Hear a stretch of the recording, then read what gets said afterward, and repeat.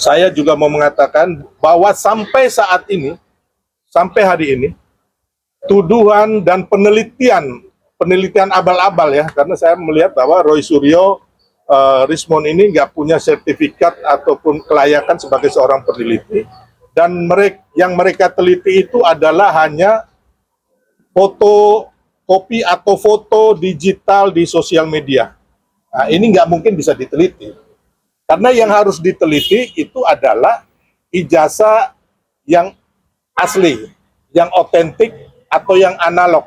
Baik ijazah yang otentik ataupun analog yang asli ataupun yang palsu. Nah, ini yang bisa diteliti seperti yang sudah dilakukan oleh Laboratorium Forensik Mabes Polri dan dikatakan bahwa ijazah ini asli. Termasuk yang kedua, keaslian ijazah ini selain Mabes Polri, ya kan, dikeluarkan juga oleh yang menerbitkan ijazah, yaitu UGM, yang mengatakan bahwa ijazah Pak Jokowi asli dan Pak Jokowi memang pernah berkuliah di Fakultas Kehutanan Universitas Gadjah Mada. Ya, jadi dua hal ini. Terus ada lagi yang saya katakan bahwa sebenarnya ada lagi keheranan kita masyarakat, karena yang dituduhkan ijazah palsu ini ternyata ada dua. Yang pertama, ijazah palsu yang dituduhkan sebelum tahun 2005 yang diterbitkan oleh Universitas Gadjah Mada. Makanya mereka menggeruduk Universitas Gadjah Mada dan menggugat UGM kan. Terus yang kedua, ijazah palsu yang kedua itu diterbitkan kalau menurut Bitor, yang mereka Roy Suryo CS mempercayai Bitor ini diterbitkan tahun 2012 di Pasar Pramuka. Ya, jadi ini keheranan kita, kok ijazah palsunya bisa dua nih. Ini kan konyol.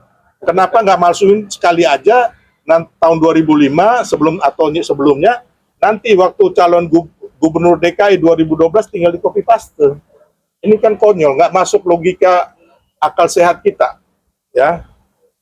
Terus saya juga mau mengatakan bahwa hati-hati kepada masyarakat bahwa ini omong kosong semuanya, baik pemaksulan maupun isu ijazah palsu yang sekarang dikatakan diakui sendiri oleh Fadilah bahwa ini adalah satu paket.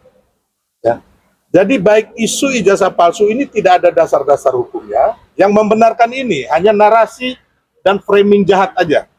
Yang kedua, mengenai pemaksulan Mas Gibran itu juga tidak ada dasar-dasarnya, karena dari 4 faktor yang dikatakan oleh mantan para purnawirawan itu, yang pertama adalah kelayakan. Sekarang kita lihat Mas Gibran layak. Kemarin Pak Prabowo ke luar negeri, Mas Gibran menjadi acting presiden. Ya, dan kita lihat Solo di bawah pemerintahan Mas Gibran ini berhasil. Ya kan? Terus yang ketiga, kesalahan melanggar konstitusi. Di sini kita lihat tidak ada konstitusi yang dilanggar. Putusan MK nomor 90 itu sudah final and binding dan diajukan oleh anak-anak muda, sekitar 22 anak muda, tapi yang dikabulkan itu adalah dari saudara Almas, itu anak muda juga.